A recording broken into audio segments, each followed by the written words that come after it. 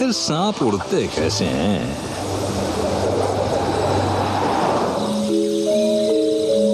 Asia के जंगलों में।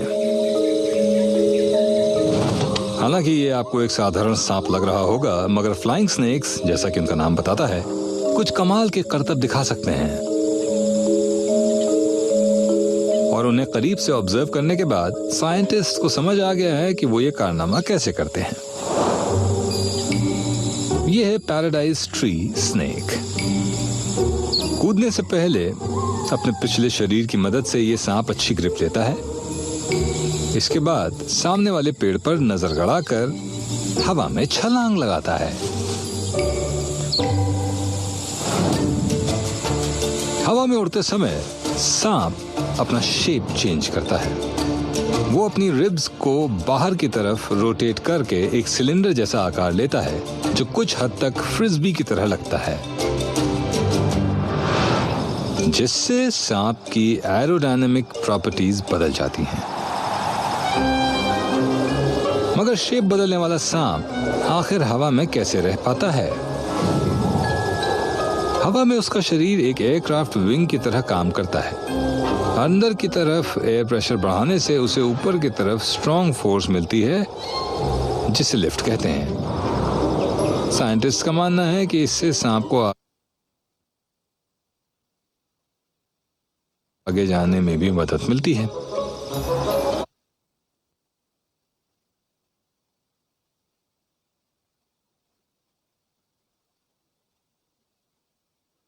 जिसके बाद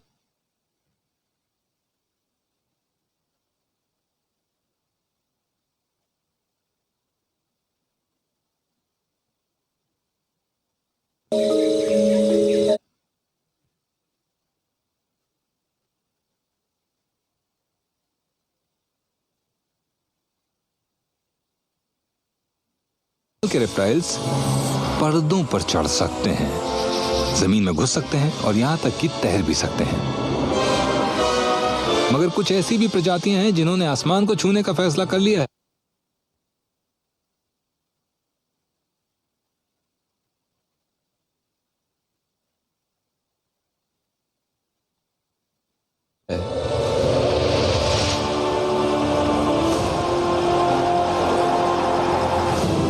आखिर सांप उड़ते कैसे हैं?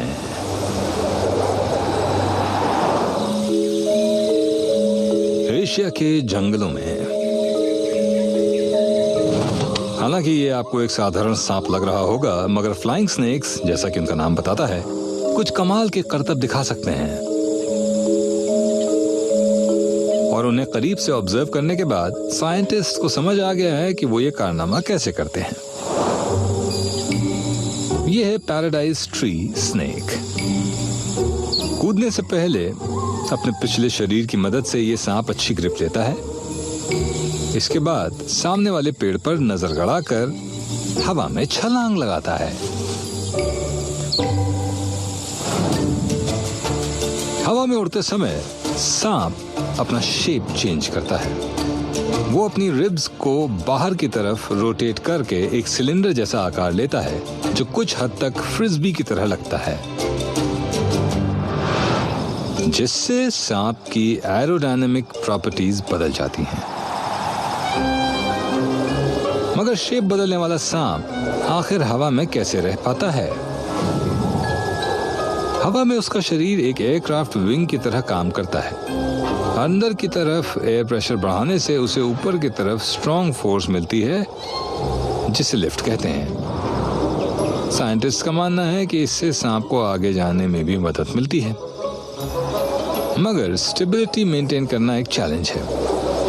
उलट पलट होने से बचने के लिए उड़ते समय सांप साइड टू साइड रोल होते हैं।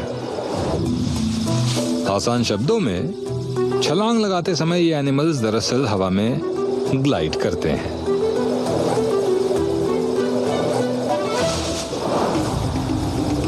कोई यकीन से ये नहीं कह सकता कि सांपों को खतरों के खिलाड़ी बनने की क्या जरूरत पड़ी।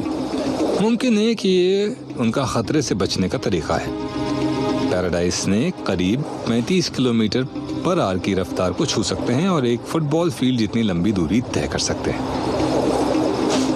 इसे कहते हैं असली स्काई डाइविंग या फिर ट्री डाइविंग।